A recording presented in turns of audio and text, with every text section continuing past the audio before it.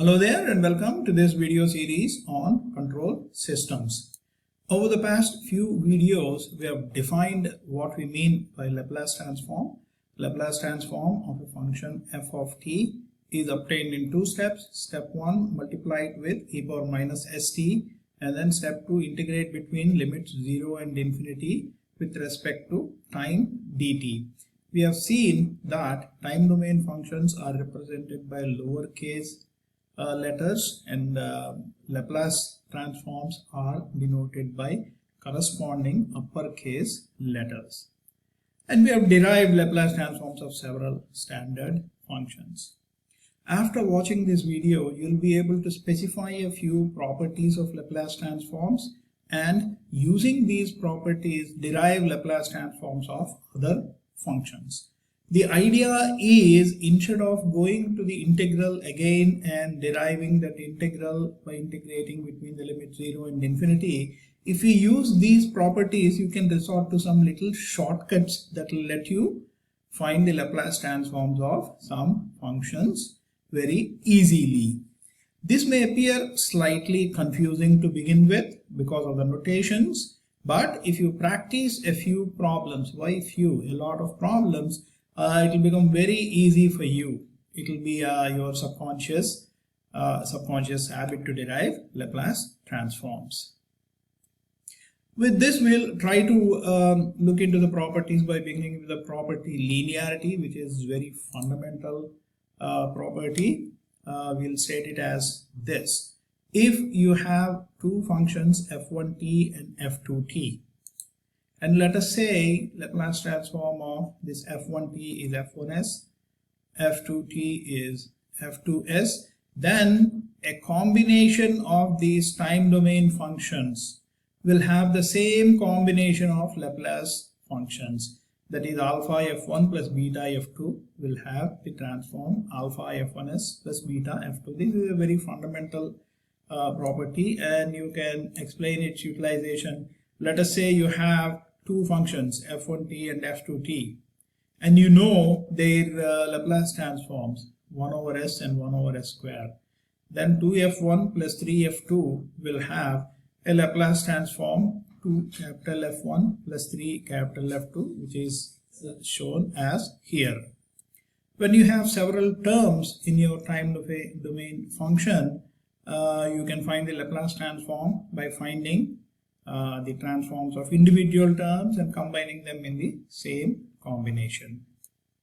The next property is what we call frequency shifting property, which says that if you have a function f of t which has Laplace transform f of s, then to find the Laplace transform of e power alpha t, that is, if you multiply the function by e power alpha t and then take Laplace transform, it is simply equal to substituting s minus alpha in place of this f.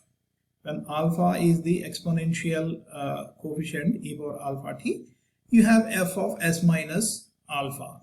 An example is, let us say f of t is t itself. Then you have f of s transform of t is 1 over s square. Then t power 2t. You don't have to integrate it again. All you can do is substitute s minus 2 in the place of this. That is 1 over s minus 2 whole square. So as you can see, these properties enable us to find Laplace transforms of some other functions very easily.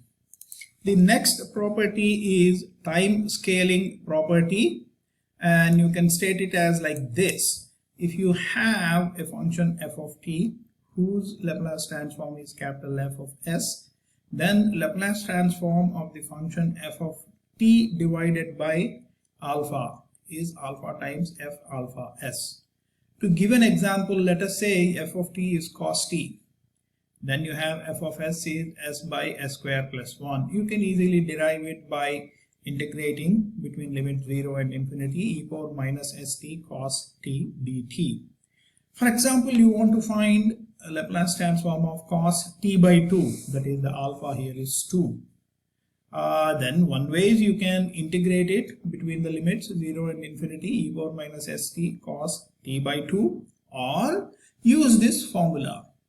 So alpha is 2, so 2f 2s.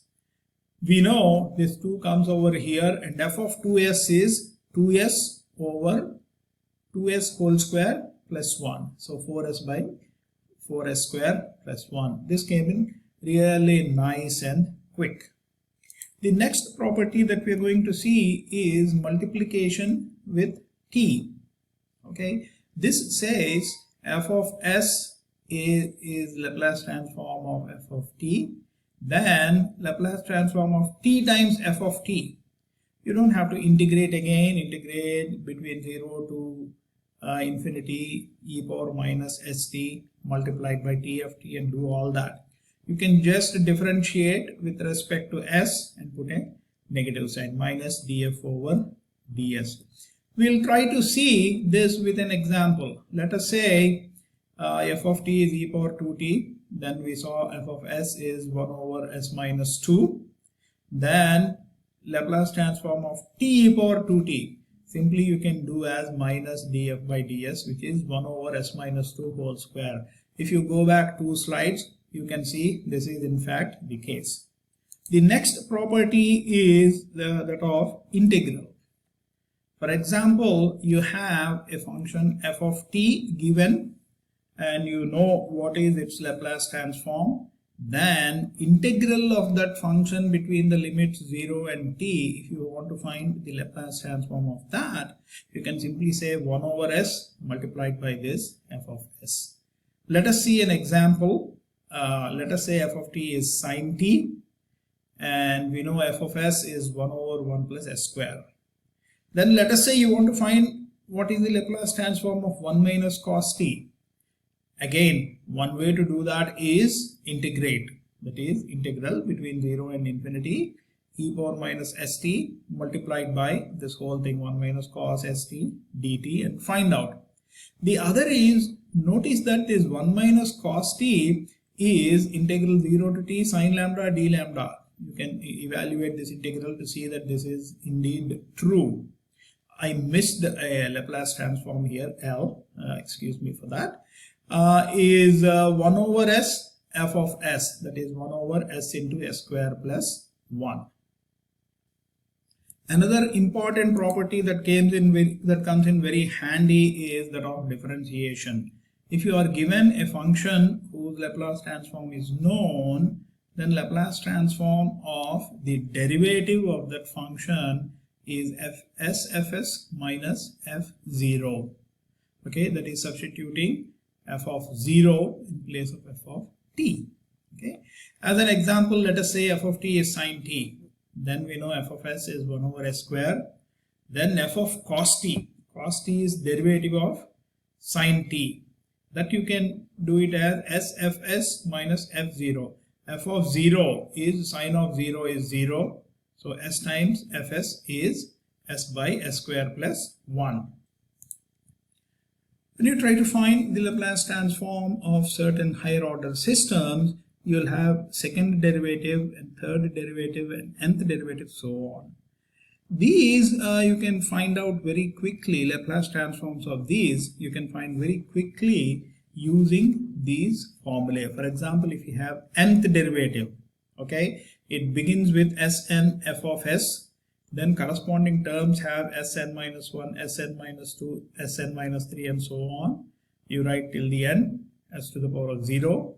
Then you put f0, f dash 0, f double dash 0 and so on till the end. This comes in very handy when you're trying to derive Laplace transform. So you just commit this to memory. This is a kind of long video. Let us summarize this in short. We have seen some properties of Laplace transforms. These often enable us to find the transform of complicated functions with simple rules, and I would strongly encourage you to memorize several function transform pairs, if required by writing them down several dozens of times. And it is best to memorize the properties by working on several problems, and if still you have a problem, you can ask your mathematics teacher if you still have questions. You'll find great help there. With that, we'll close this video.